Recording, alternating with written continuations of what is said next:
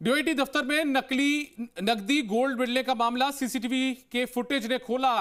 राज। Joint director Ved Prakash Yadav दिख रहे हैं सीसीटीवी में। दो अलग अलग वीडियो में साफ तौर पर नजर आ रहे हैं वेद प्रकाश यादव। एक वीडियो में बैग रखने का फुटेज भी सामने आया, दूसरे वीडियो में अलमारी से बैग निकालने का फुटेज है। इसी आधार पर पुलिस ने खोला पूरा का पूरा ये राज। जयपुर पुलिस कमिश्नरेट ने किया एसीबी को सुपुर्द।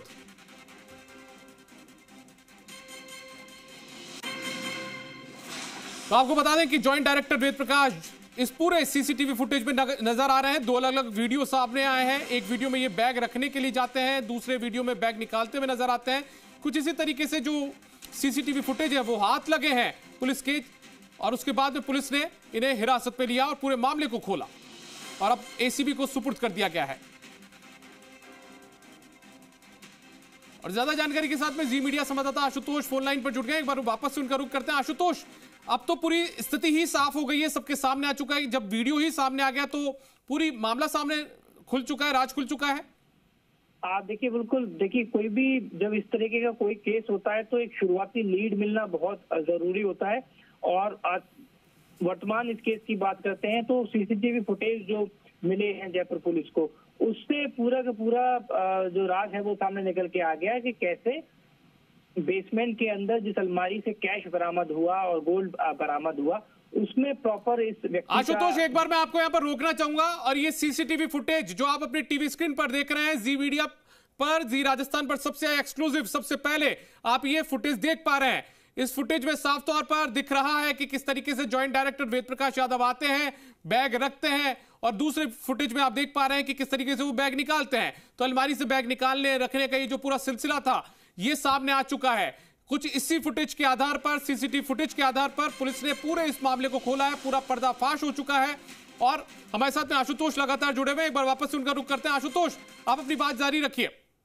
दीपक, जैसा हमने कहा कि प्राइवेट लॉकर के तौर पे वो इस अलमारी को इस्तेमाल कर रहा था। इन फुटेजेस के अंदर साफ ये एस्टेब्लिश हो रहा है कि कैसे एक सरकारी डिपार्टमेंट की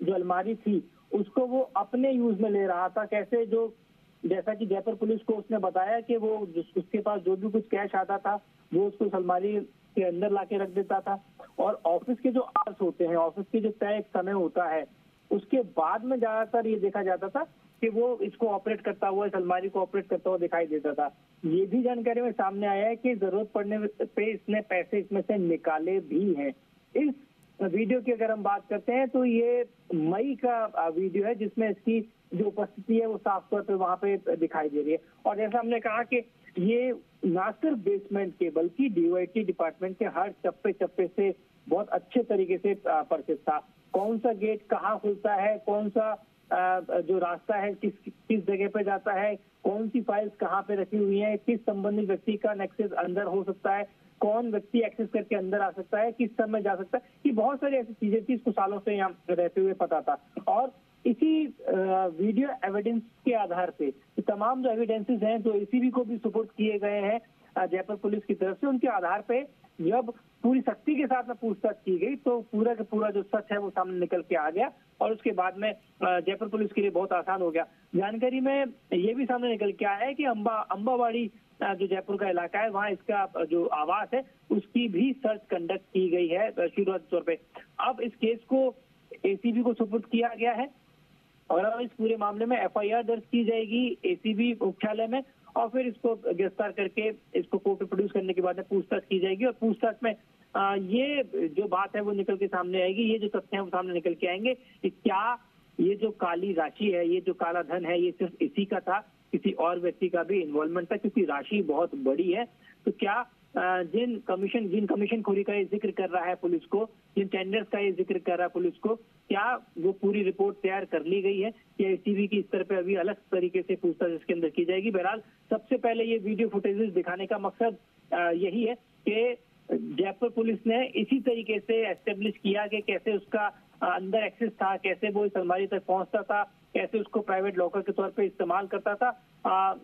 तमाम एक इस वीडियो के अंदर आप देखेंगे, ठीक से हमारे तमाम दर्शक देखेंगे कि अपने साथ में वो एक बैग कैरी करके लेके आ रहा है और उस बैग को इस अलमारी के अंदर रखता है और फिर अपने साथ में वो वहां से निकल जाता है। तो जब उसके ये तमाम सबूत एक एक करके जयपुर पुलिस के पास आ गए थे तो बहुत सख्ती के साथ पूछताछ की गई और उसने अपना जुर्म को कबूल किया कि ये जो ट्रॉली के अंदर जो कैश था और लैपटॉप के अंदर जो गोल्ड निकला है वो उसी का है। अब इस पूरे मामले में कुछ जो पूछताछ हुई है जयपुर पुलिस की, इसने इस बात को कबूला है कि ये जो टेंडर्स हुए उनके कमीशन का जो पैसा आता था वो इसको प्राइवेट लॉकर के तौर पे इस्तेमाल करता था और अलमारी के अंदर रखता था। लेकिन इस पूरे घटनाक्रम के अंदर इस पूरे मामले में सबसे जरूरी बात यह है कि क्या ये रैकेट यहीं तक रुकेगा, क्या ये जांच यहीं तक सीमित होकर रह जाएगी या इसके अंदर कोई बड़ी मछली भी है, या इस तालाब के अंदर कोई घूसखोरी का कोई बड़ा मगरमच्छ भी है, उस तक भी एसीबी पहुंचेगी। आशुतोष, आपने अभी खुद ने जिक्र किया कि चप्पे चप्पे से वाकिफ था, लंबे वक्त तक ये वहीं पर तैनात है डीओआईटी के अंदर, तो वो पूरा जो दफ्तर है उसका बेसमेंट है उससे पूरी तरीके से वाकिफ था। हम तस्वीरों में भी देख पा रहे हैं कि शाम को लगभग 6:30 बजे के आसपास का वक्त का ये पूरा सीसीटीवी फुटेज है जब ये इसके अंदर पैसा रखने के लिए या निकालने के लिए पहुंचा है। तो यानी कि अमूमन जब लोगों की आमद रफ्त कम हो जाती है बेसमेंट के अंदर, उस वक्त ये अपना पैसा निकालने का या वापस रखने का सिस्टम रखा करता था। देखिए, बिल्कुल जैसा अभी हमने कहा कि ऑफिस आवर्स जब खत्म हो जाते थे, ऑफिस के घंटे जब खत्म हो जाते थे और इसको पता था कि कौन अधिकारी कौन कर्मचारी कितने बजे आता है, कौन कितने बजे जाता है और जो पूरा के पूरा परिसर है वो कब खाली हो जाता है, खासतौर पर बेसमेंट की बात करें वो कब खाली हो जाता है। और उसी समय पे ऑफिस की जो तय एक अवधि होती है, तय समय अवधि होती है, वो तय समय अवधि को पूरा होने के बाद में ये उस बेसमेंट में जाता था और इसको जो भी अपने बैग से निकाल के जो भी इसको वो घूस के तौर पे मिलता था पैसा, ये वहां तक जाके रखता था। तो ये फुटेज के अंदर ये एस्टेब्लिश भी हो रहा है कि वो आता हुआ दिखाई देता है, एक बैग है उसको वहां पे रखता है और कैसे सालों से ये उस अलमारी को एक अपने व्यक्तिगत लॉकर के तौर पे इस्तेमाल कर रहा था, लेकिन पूरा का पूरा सच सामने निकल के आया है।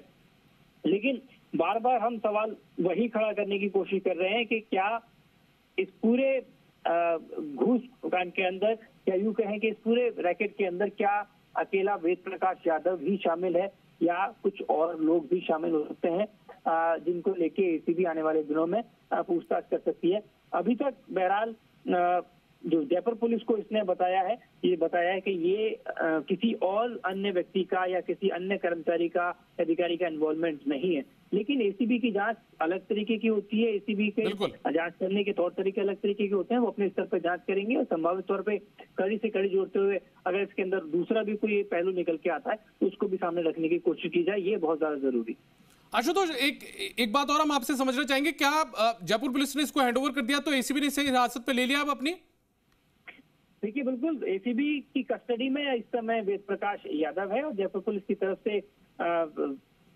एसीबी मुख्यालय में जाकर इसको हैंडओवर किया गया है। फिलहाल एसीबी की कस्टडी में है। अब क्योंकि एक पूरा तय तरीका होता है, तय प्रोटोकॉल होता है किसी भी केस का, उसमें सबसे पहले जो एफआईआर है वो दर्ज की जाएगी और इसकी जो गिरफ्तारी है वो शो की जाएगी और फिर जो एक पूछताछ है पूरी वो एसीबी के स्तर में की जाएगी। क्योंकि ये मामला घूसखोरी का बन रहा था, इसलिए तमाम दर्शकों को स्पष्ट कर दें कि ऐसे में जयपुर पुलिस जो है उसने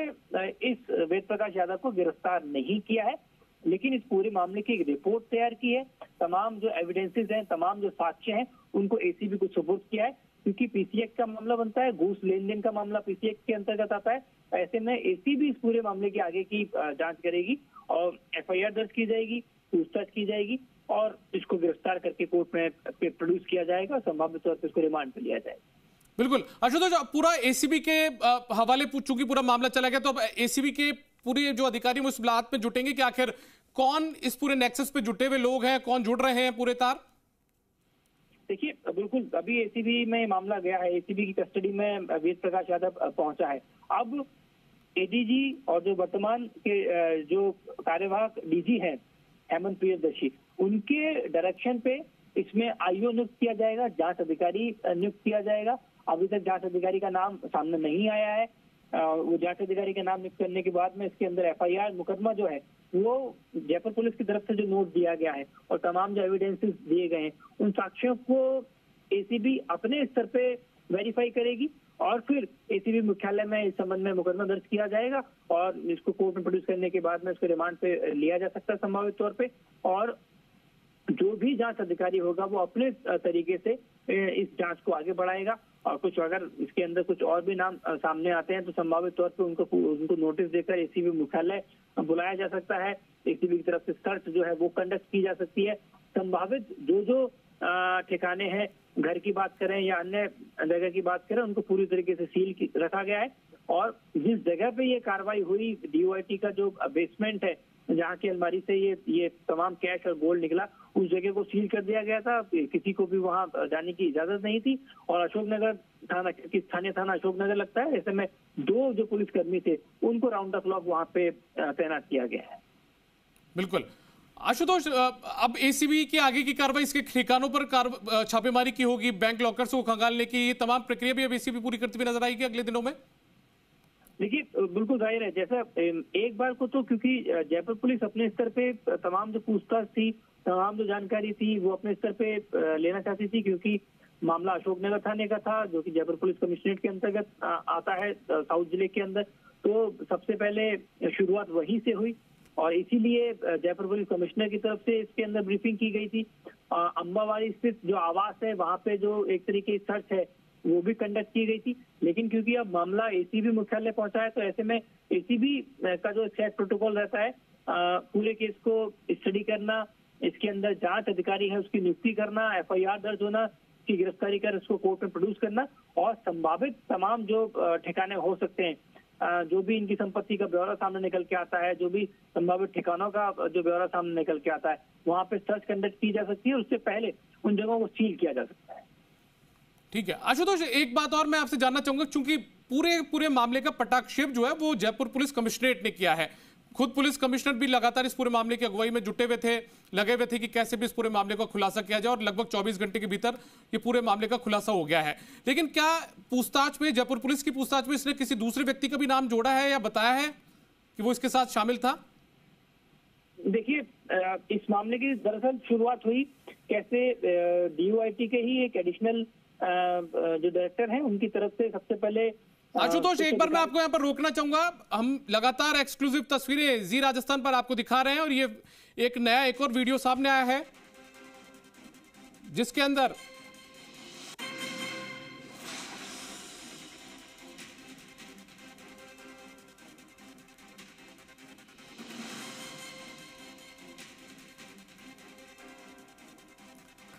तो आप ये तस्वीरें देख रहे हैं जी राजस्थान पर, एक्सक्लूसिव तस्वीरें आप देख पा रहे हैं जिसके अंदर ये बैग लेकर ये शख्स आता है और बैग एक बार निकाल कर ले जाता है। 2 तस्वीरें आप अपने टीवी स्क्रीन पर यहां पर आसानी से देख पा रहे हैं। देखिए ये तस्वीरें आपके टीवी पर है, आपके स्क्रीन पर है, जहां पर ये व्यक्ति बैग लेकर आता है और एक तस्वीर में बैग लेकर निकलता हुआ नजर आ रहा है। तो इस पूरी सीसीटीवी फुटेज के सामने आने के बाद इस पूरे मामले का पटाक्षेप हो चुका है, ये पूरे मामले का खुलासा हो चुका है, पर्दाफाश हो चुका है कि आखिर ये पूरा मामला किससे जुड़ा हुआ था। लगातार पूरी जयपुर पुलिस की जो टीम थी वो लगी हुई थी कल देर रात से, लगातार अलग अलग सीसीटीवी फुटेज खंगाले गए, पिछले कई महीनों के सीसीटीवी फुटेज खंगाले गए और उसके बाद में पुलिस को एक बड़ी सफलता यहां पर हाथ लगी है। और ये सीसीटीवी फुटेज भी जी राजस्थान पर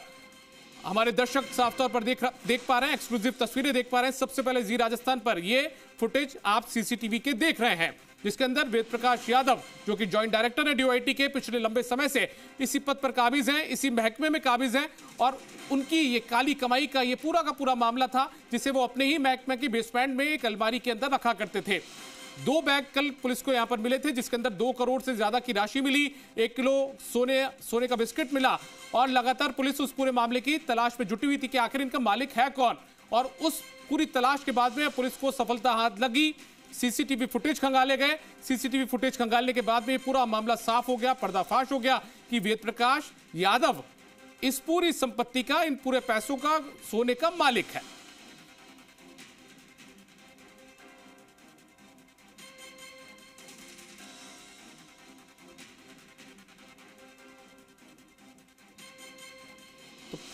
दो तस्वीर आप देख पा रहे हैं अपनी टीवी स्क्रीन पर। पहली तस्वीर जिसके अंदर वेद प्रकाश यादव आपको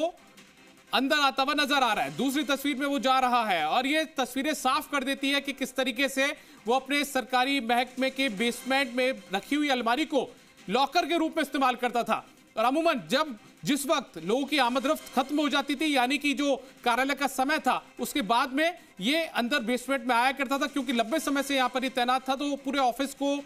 परिसर को, महकमे को पूरे तरीके से चप्पे चप्पे की जानकारी इसके पास थी। और उसी के बाद में जब लोग यहाँ पर नहीं होते थे, कर्मचारी अधिकारी सब निकल जाया करते थे, उसके बाद ये आता था और ये चाहे वो रिश्वत का पैसा हो या फिर किसी दूसरे रूप में जो भी पैसा लेता था, उस पैसे को इस लॉकर के अंदर, अलमारी के अंदर, अपने बैग के अंदर रख कर जाता था। और जब इसको जरूरत होती थी तो ऑफिस टाइमिंग के बाद में ये पैसा निकाल कर लेके जाता था।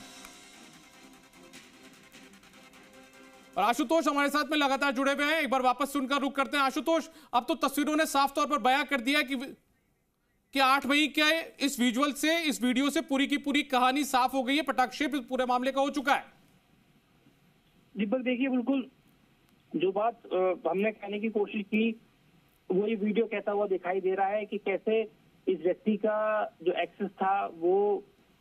इस बेसमेंट के अंदर था। बेसमेंट की जो अलमारी है, कौन सी अलमारी वहाँ किस चीज के लिए रखी हुई है, इसको बहुत अच्छे से पता था, क्योंकि इसने एक अलमारी को अपने लॉकर के तौर पे इस्तेमाल किया, यानी कि इसका एक तरीके से वहाँ पे एक छत्र राज था। ये बहुत आसानी से उसको प्राइवेट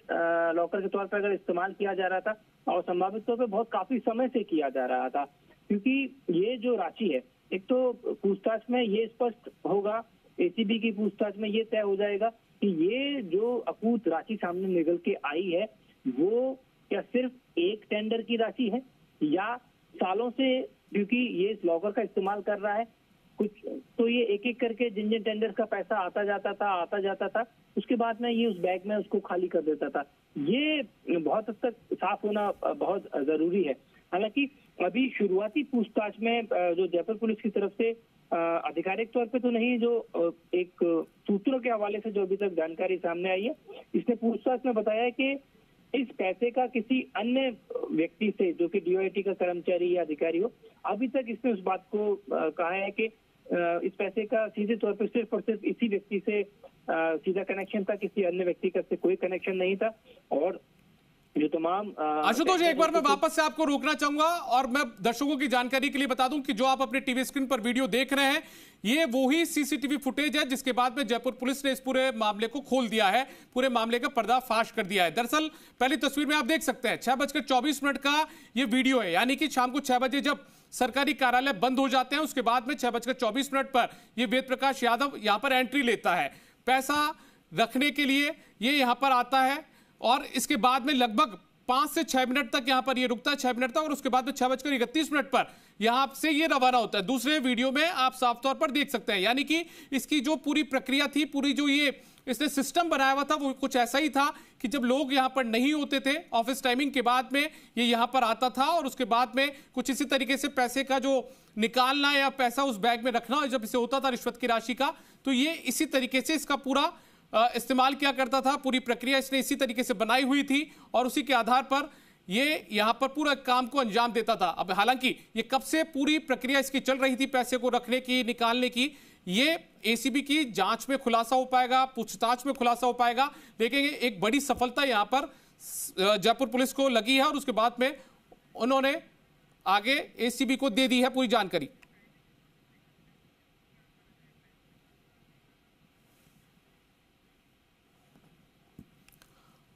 और आशुतोष मेरे साथ में लगातार हमारे सहयोगी जुड़े हुए, एक बार वापस सुनकर रुक कर लेते हैं। आशुतोष, अब तस्वीरों में जिस तरीके से आपने पहले जिक्र भी किया कि ऑफिस टाइमिंग के बाद में ये आता था, तो इससे पूरा साफ हो चुका है। 6:24 पर ये आता है, 6:31 पर ये निकल जाता है। तो पूरी प्रक्रिया इसने इसी तरीके से अपनाई हुई थी कि जब ऑफिस के लोग चले जाते थे, उनकी आमदरफ्त खत्म हो जाती थी, तब ये यहां पर इसी तरीके से बेसमेंट में आता था और अपनी पूरी प्रक्रिया को अंजाम देता था। देखिए, बिल्कुल दीपक, ये बहुत ही ऑर्गेनाइज्ड वे में ये पूरा के पूरा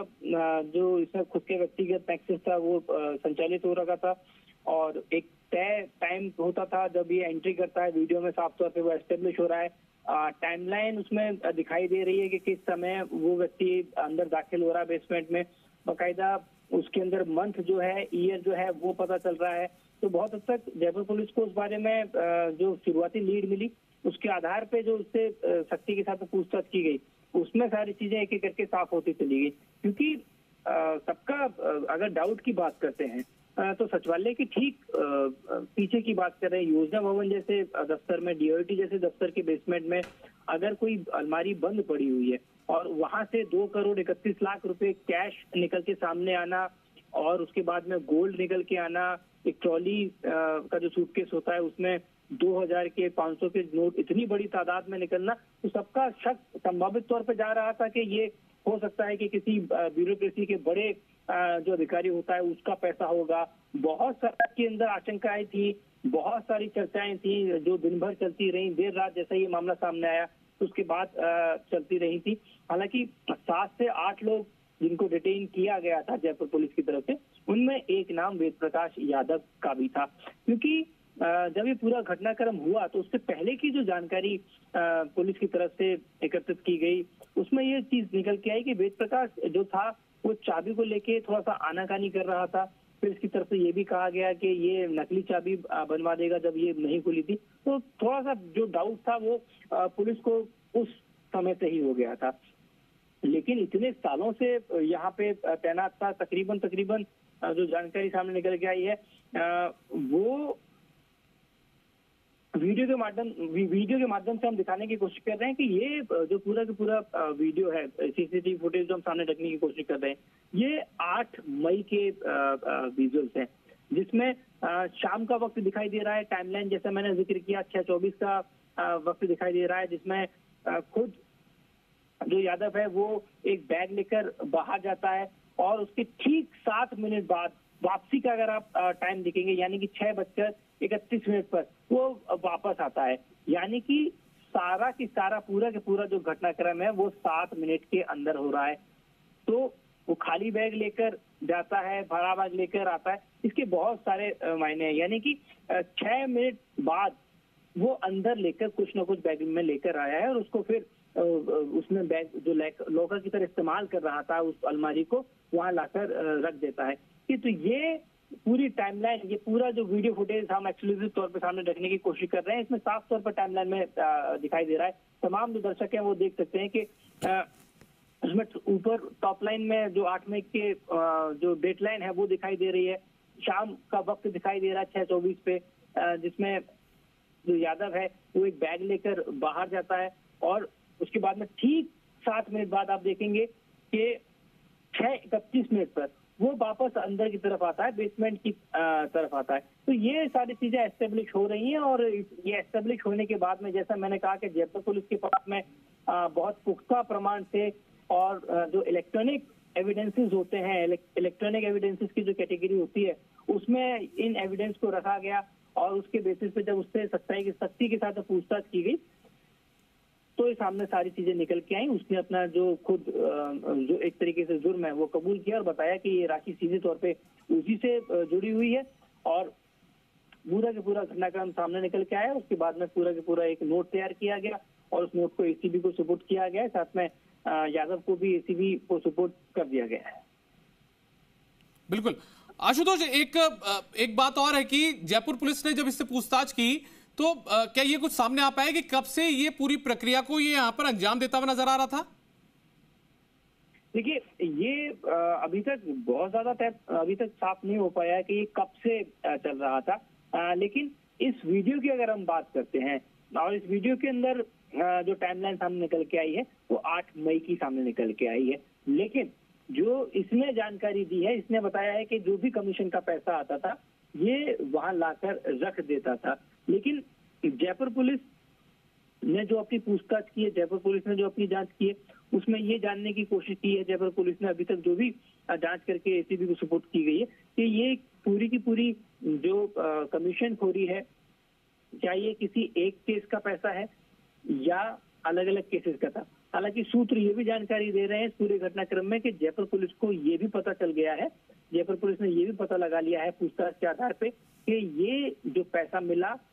किन व्यक्तियों से मिला, किस तरह की फर्म्स थी उनसे मिला, किन लोगों का टेंडर था, किन की तरफ से पैसा दिया गया, इन तमाम चीजों को लेके पूरी की पूरी एक विस्तृत जो रिपोर्ट है वो भी तैयार कर ली गई है। और ठीक है आशुतोष, एक बार मैं आपको रोकना चाहूंगा, दर्शकों की जानकारी के लिए बता दें कि आप देख सकते हैं कि 8 मई के विजुअल है, वीडियो है, सीसीटीवी फुटेज है जिसमें शाम को 6:24 पर ये यादव एक बैग लेकर बाहर जाता है, ठीक 7 मिनट बाद वापस यानी कि 6:31 पर वापस आता है। सारा घटनाक्रम 7 मिनट के दौरान का है। इसको क्या माना जाए कि क्या ये खाली बैग लेकर बाहर गया और 6 मिनट बाद उसमें कुछ लेकर अंदर आया, यानी कि भरा हुआ बैग लेकर बाहर आया और बाहर जाकर आधा खाली करके आया? आखिर से माना क्या जाए, ये अपने आप में भी एक बड़ा सवाल है। आशुतोष, आप लगातार हमारे साथ जुड़े हुए हैं, इसको क्या माना जाए कि 6:24 पर ये आता है, बैग लेकर बाहर जाता है, 6:31 पर वापस बैग लेकर अंदर आता है, तो क्या खाली बैग लेकर मतलब वापस बाहर जाता है पैसे लेने के लिए और वापस भरा हुआ बैग लेकर आता है? देखिए, जैसा हमने कहा कि इस टाइमलाइन के अंदर ये एस्टेब्लिश हो रहा है कि कैसे ये व्यक्ति एक सेट टाइमिंग पर आता है और सेट टाइमिंग पे जो उसका बैग है वो पूरी संदिग्ध तरीके से अंदर दाखिल होता है। बैग जो होता है या तो वो बाहर से कुछ लगा हुआ बैग के अंदर लेकर आ रहा है और उस अलमारी के अंदर कुछ रख रहा है, या अलमारी से कुछ निकाल के अपने बैग में साथ लेकर जाता है, फिर वो बाहर चला जाता है और पूरा के पूरा जो घटनाक्रम है वो चंद मिनटों के अंदर पूरा हो जाता है। यानी कि जो बात जयपुर पुलिस को इसने बताई कि कैसे इस अलमारी को एक प्राइवेट लॉकर के तौर पे इस्तेमाल कर रहा था और ऑफिस का समय खत्म होने के बाद में ही ये जो इसकी काली कमाई थी ये इसको निकालने का या जो काली कमाई हासिल होती थी उसको उस ट्रॉली बैग तक पहुंचाने का काम ऑफिस आवर्स के बाद ही होता था। और ये शाम का वक्त है और उसमें एस्टेब्लिश हो रहा है कि कैसे शाम के वक्त जब सभी अपने अपने दफ्तर से घर चले जाते हैं उसके बाद में ये व्यक्ति वहां पे आता है, क्योंकि आपको पता है, ठीक से पता है कि कोई दूसरा जो अन्य व्यक्ति है वो अंदर आने वाला है नहीं। दूसरी बड़ी बात, आपको ये भी पता है कि कौन सा गार्ड कहाँ खड़ा होता है, कौन सा कर्मचारी वहां मौजूद हो सकता है या नहीं हो सकता है, कौन अधिकारी कितने बजे चला जाता है, ये पूरी की पूरी जानकारी जब आपके पास होती है तो जयपुर पुलिस को जो इसने पूछताछ में बताया है वो ये कि शाम होने के बाद इसको जरूरत पड़ती थी। ये भी जानकारी में सामने आया शुरुआती तौर पे कि जरूरत पड़ने के हिसाब से ये पैसा इसने उस अलमारी से निकाला भी है। ये पूरा का पूरा जो 2,31,00,000 पैसा वहां रखा हुआ था ट्रॉली बैग के अंदर, ये वहां तक पहुंचा है। सबसे बड़ी बात तो ये है कि क्या ये पैसा एक बार में पहुंच गया था, यानी कि किसी एक डील का पैसा था, या ये ट्रॉली बैग को इसने वहां इसलिए रखा हुआ था कि जो भी इसके पास में पैसा आता जाता था ये इसको ट्रॉली बैग में जमा करता हुआ जाता था और इसकी एक प्लानिंग थी कि किसी एक दिन इस ट्रॉली बैग को, क्योंकि कैरी करने में उसके लिए बहुत आसान रहेगा, एसीबी का एक डर रहता है, आप घर पे कैश रख नहीं सकते उतनी बड़ी संख्या में, तो बहुत स्मार्टली और बहुत तयबद्ध तरीके से बहुत ऑर्गेनाइज वे में इसने इस पूरे के पूरे अपने ही खुद के नेक्सस को तैयार किया। और कितने समय से, कितने महीनों से ये सब कुछ चल रहा था, इन तमाम चीजों को लेके जयपुर पुलिस की तरफ से एक लंबी चौड़ी से पूछताछ की गई है। ट्रॉली के अंदर जो तमाम पैसा निकला है 2,31,00,000, ये क्या कोई किसी एक ही टेंडर का था या ये सालों से संपत्ति को, इस अकुल संपत्ति को, काले धन को इकट्ठा करता हुआ जा रहा था और उस ट्रॉली बैग में डालता हुआ जा रहा था। इन तमाम पहलुओं को लेकर अब एसीबी की तरफ से पूछताछ की जाएगी। बहरहाल जो जयपुर पुलिस की तरफ से पूछताछ नोट तैयार किया गया है, जो पूरी रिपोर्ट तैयार की गई है, वो भी अपने अपने में काफी हद तक काफी उसमें रोल, अहम जो रोल है वो निभाएगी, क्योंकि इसने जयपुर पुलिस को तमाम जो चीजें हैं वो खुल के बताई हैं। क्योंकि जब जयपुर पुलिस की तरफ से तमाम एविडेंसेस उसके सामने रख दिए गए, बताया गया कि हमारे पास तमाम सबूत है, तो इसने तमाम अपने बारे में चीजें जो खुल के जयपुर पुलिस को बताई हैं। और अब पूरा का पूरा जो पूछताछ का जो नोट है, जो रिपोर्ट है, वो एसीबी को सपोर्ट की गई है और एसीबी पूरे घटनाक्रम में आगे की जांच करेगी। आशुतोष, इस व्यक्ति का, ये जो भी वेद प्रकाश यादव, इसके हौसले बहुत ज्यादा बुलंद माने जाएंगे, क्योंकि इसने अपने ही सरकारी महकमे को चुना, उस संपत्ति को, उस अकूत कमाई को जो कि इसने रिश्वत के तौर पर ली, उसको अपने ही महकमे में छुपा कर रखा। देखिए, ये ऐसा हमने फिल्मों में देखा है। हाल ही में एक फिल्म आई थी जिसके अंदर इस तरीके का एक कैरेक्टर शो किया गया कि पुलिस से बचने के लिए वो एक डेड बॉडी को कहीं वो गाड़ता है और ऐसी जगह गाड़ता है जहाँ पे किसी को शक ना हो, जहाँ पे कामकाज चलता रहे, यानी कि जांच जहाँ से चल रही होती है वहीं पे उसको एस्टेब्लिश किया जाता है। तो संभावित तौर पे वही स्मार्टनेस, वही एक तरीके की योजना, और योजना भवन के बेसमेंट में इतनी बड़ी एक योजना बना ली गई। ये दिमाग क्या एक ही व्यक्ति का, एक तो इस बारे में पूछताछ होना बहुत जरूरी है। इसने जो जयपुर पुलिस को अभी तक जानकारी दी है उसके मुताबिक इस पूरे नेक्सस के अंदर कोई और व्यक्ति शामिल नहीं था। जी, लेकिन आशुतोष, ये व्यक्ति जिसने ये पूरा का पूरा जो एक तरीके से मकड़जाल बुना, ये इसमें खुद ही फंसता हुआ नजर आ गया, क्योंकि जब अलमारी नहीं खुली, ऑनलाइन करना था तमाम फाइलों को, उस समय ये खुद फंस गया इस पूरे मामले को लेकर। देखिए, तैयारी तो एक तरीके से कहा जाए बहुत उच्च स्तर पे की गई थी कि किसी को कानो कान खबर नहीं होगी,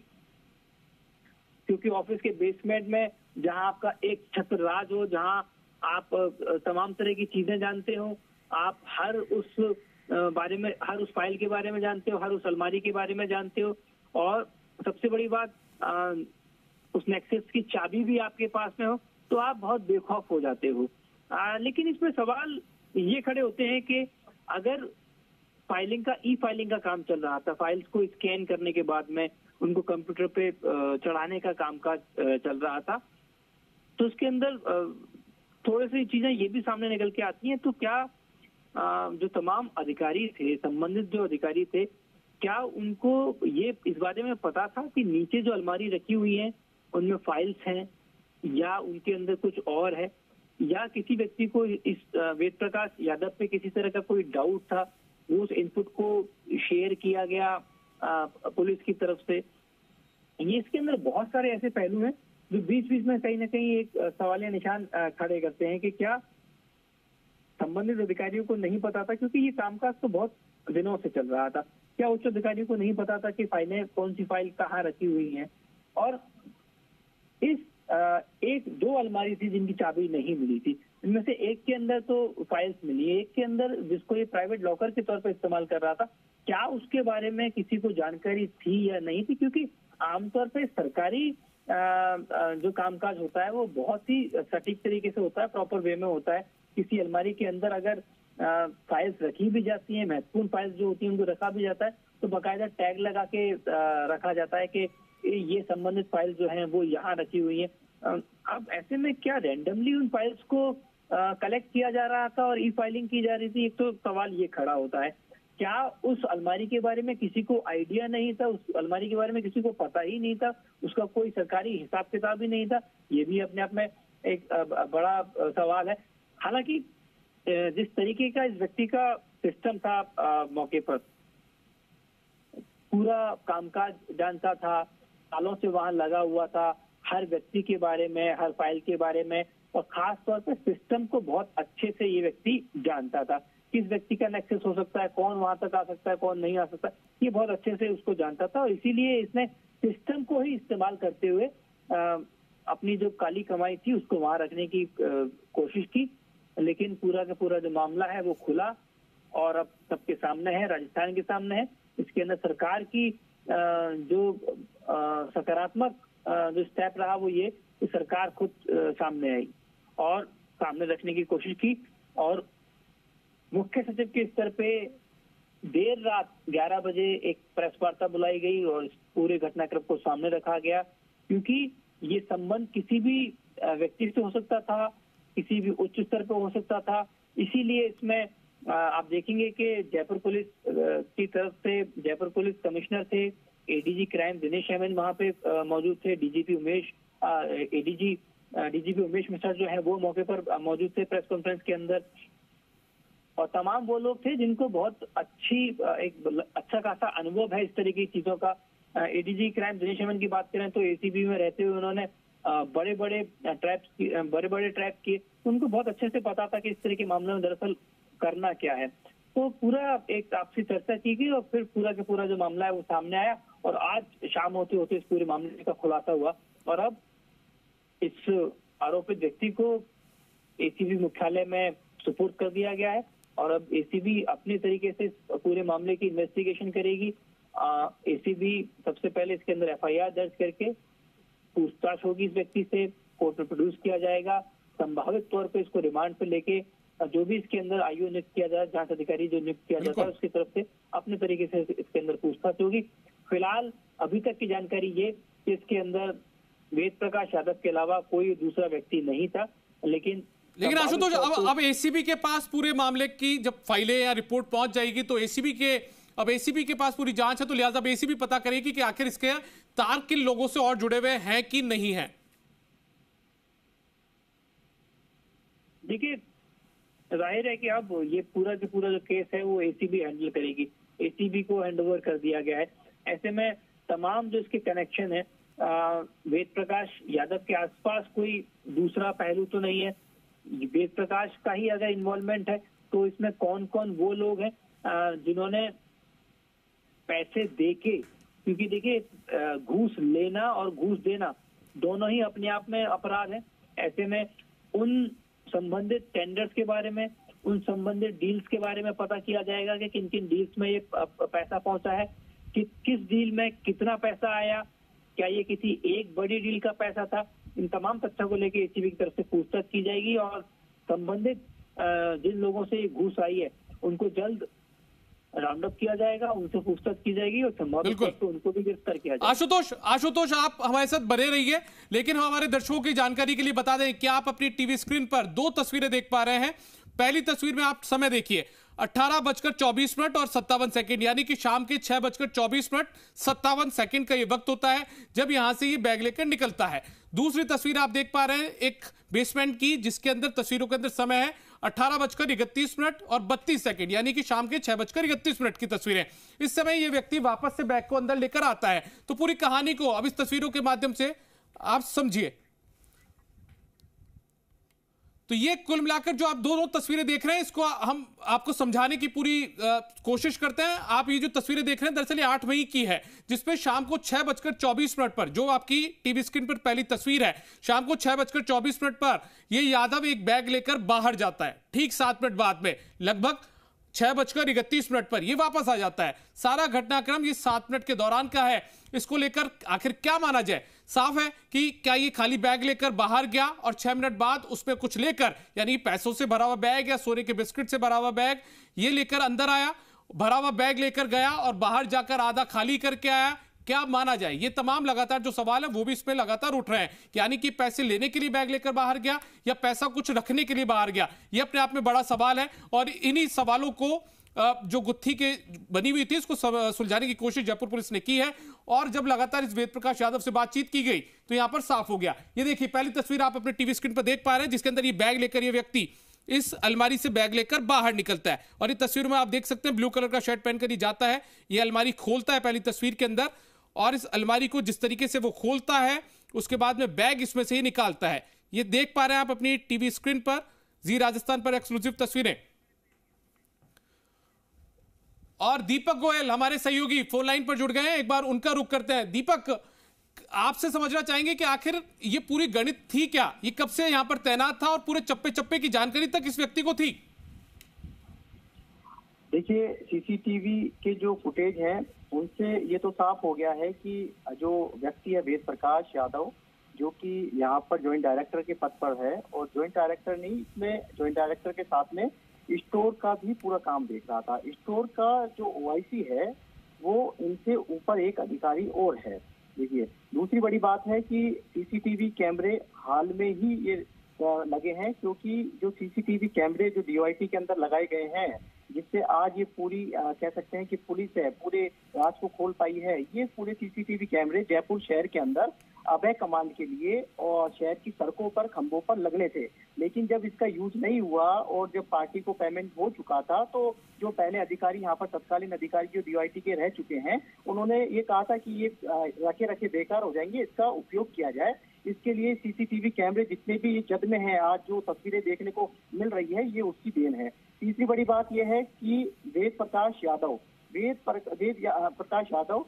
हालांकि यूपी के इससे बिलोंग करते हैं, आजमगढ़ के रहने वाले हैं, ज्यादा बोलचाल किसी के नहीं है, क्योंकि स्टोर के पास देखिए 3 बड़ी चीजें हैं जो सामने आ रही है। सबसे बड़ी बात ये भी है कि स्टोर का जो काम है, हाल ही में राजस्थान के अंदर ई फाइलिंग सिस्टम हर डिपार्टमेंट के अंदर हो रहा है, तो जो खरीद होती है कंप्यूटर्स की वो तमाम स्टोर से होती है। सबसे पहली बात तो यह है कि राजस्थान में ई फाइलिंग है, सभी को जो जयपुर कलेक्ट्रेट हो, चाहे जिला परिषद हो, जो सरकारी दफ्तर है, सबका आबकारी विभाग हो या सचिवालय हो, तमाम आजकल टोटल जो फाइलिंग है ई फाइलिंग से होता है। सबसे बड़ा काम ये था कि जो खरीद थी वो राजस्थान में कंप्यूटर की या अन्य काम की वो स्टोर से ही होती है। तीसरी बड़ी बात है कि जयपुर शहर से अधिक अलग अलग जगहों पर वॉल जो कह सकते हैं कि वीडियोज हैं वो शहर के प्रमुख चौराहे पर लग रही है, उसका काम भी वेद प्रकाश के पास था। इसका पहले टेंडर हो चुका है और अभी ओएमडी हुआ है हाल में, उसका भी बहुत बड़ा पेमेंट कह सकते हैं, उसका बड़ा भुगतान था, तो उनके पास ये बड़े काम थे।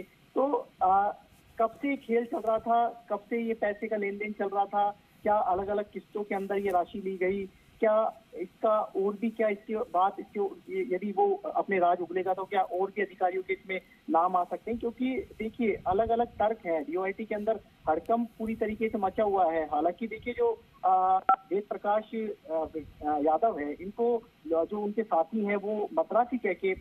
नाम से पुकारा करते थे। मद्रासी हैं, कुछ लोग उनके हैं, उनके साथ में रहते थे। उनको आज भी शायद आश्चर्य हो रहा है जब हमारी उनसे बात हुई कि ऐसा नहीं हो सकता है, लेकिन ऐसा हो गया। वो इसलिए गया क्योंकि वो सीसीटीवी कैमरे में कैद हो गया और ज्यादा दिन पुरानी तस्वीर नहीं है, इसी महीने की ये तस्वीर है, जिसमें क्योंकि 6:30 बजे तक का वो समय रहता है, सुबह 9:30 से 6:30 बजे तक का, जब समय दफ्तर खुलने का सुबह 9:30 और शाम को दफ्तर बंद होने का 6:30 बजे यानी बंद हो जाता है। दफ्तर जब बंद होता है, सब अपने अपने घरों की तरफ जब लौट जाते हैं, तो 6 बज के और जो तस्वीर आप देख रहे हैं 24 मिनट की, यानी कि दफ्तर समय समाप्त होने के करीब 6 मिनट की पहले की तस्वीरें हैं, जिसमें वो पहली तस्वीर में बैग लेकर बाहर जाता हुआ नजर आ रहा है और कुल 7 मिनट बाद 6:31 पर वो बैग लेकर यहाँ पर अपना रखता हुआ नजर आ रहा है। इसी कड़ी को पुलिस ने जोड़ा है और इसी कड़ी के माध्यम से पुलिस ने ये केस है वो एसीपी को सुपुर्द कर दिया, जैसे मेरे सहयोगी आशुतोष भी बता रहे हैं लगातार। लेकिन इतना जरूर है कि ये डीओआईटी है, यहाँ पर